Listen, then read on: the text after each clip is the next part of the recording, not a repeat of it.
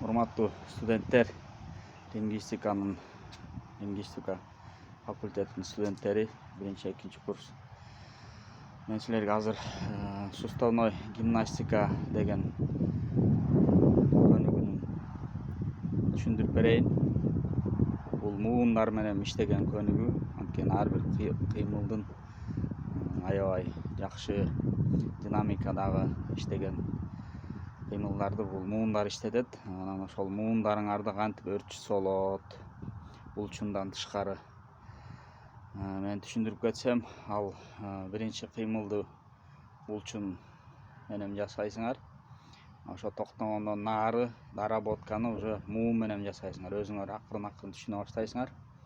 Мен азыр кыска көрсөтүп кетем. Силер ар бир көнүгүүнү 8ден жасап, ар бир тарапка анан видеого салып, WhatsApp'ка же AVM порталга салгыла. Анан дагы баарыңарга айтып кетейин, убагында салбай атасыңар.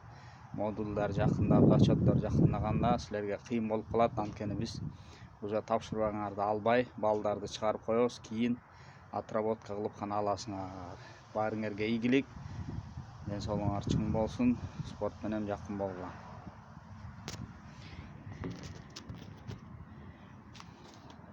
Биринчи көнүгүү колдун манжаларынан баштайбыз. Мынакей булчундар ачык турат, дальше ачасыңар, муундарды иштетесиңер. Булчун кайрыды, дальше муун менен иштейсиңер. Ичке муштумду кыссыңар, булчунду дальше катуу булчунду иштетесиңер. Колду ачтыңар, мынакей булчун токтоду, дальше муун менен доработка кылгыла. Колду да өйдө көтөрүңөр, мынакей токтоду, булчун нагрузка кылбай. Дальше муун менен доработка кылгыла.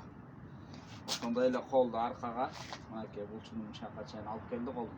Дальше мен ылдый түшүрбөй муун менен иштешим керек. Кийинки көнүгүү деле ошондой кайрыласыңар. Мынакей булчунду омуртканы иштетесиңер. Жеңил кайрылдым, дальше муун менен ошол токтогон жерден баштап дальше кыла баштайсыңар. Башты дагы ылдый эңкейттим свободно, дальше муун менен. Свободно эңкейттим, дальше муун менен. Оң капталга эңкейдим, дальше дорабатывай. Оң капталга эңкейдим, дальше дорабатывай. Мындай эле алдыга свободно эңкейдим, дальше дорабатывай. Муундар чоюлсун, муундар иштесин. Тизени көтөрдүк, мынакей свободно ушерге, жерден өйдө ылдый түшүрбөйбүз.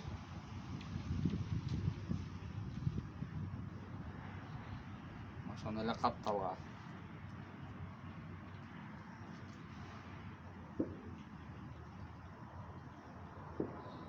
Ошондой эле түш бурт менен. Мына свободно көтөрүлдү. Анан тең салмак кармап жасаганга аракет кыла. Бул аябай пайдалуу. Силердин аң сезимге, вестибуляр аппаратты өрчүткөнгө болду. Аягында жеңил секирип, денени бошотуп бүтүрөсүңөр. Баарыңарга ийгилик.